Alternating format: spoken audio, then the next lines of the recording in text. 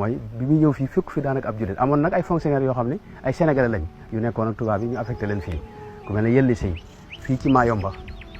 benn bis nag ba mu nekkee ca camp ba ne dafaa def jàkka joo xam ne ci buntu néegam la ko def ñeenti bant la yoo xam ne day def bu waxtu julli jotee day génn nodd ca kaw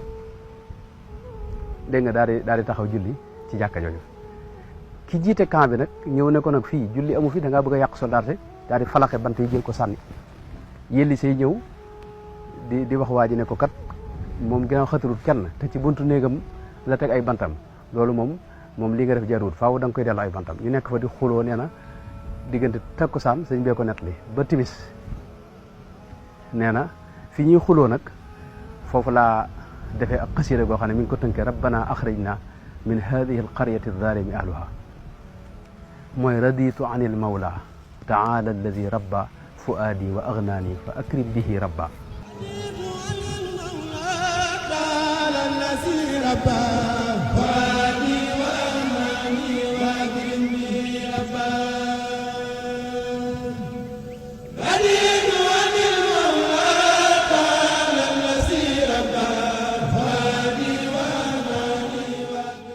ana xasida gi boo déggee aaya bi mu ko tënkee da nga jàpp ne day waaj a jàmbat ndax aaya bi day wax ne maanaam ñi néew doole di wax ne suñu borom yàlla nu génn ci dëkk bi nga xam ne ay tooñkat lañ waaye da ko tàmbalee ne gërëm naa suñu borom raditu anil mawla taala alladi rabba fuaadi xasida gudd la ci biir xasida gi nag la ko suñu borom xamal ne kat maanaam dinaa la may juma joo xam ni kenn du ko falaxe kenn du ko dajji kenn du ko yàq tuuba liman bala xamoo di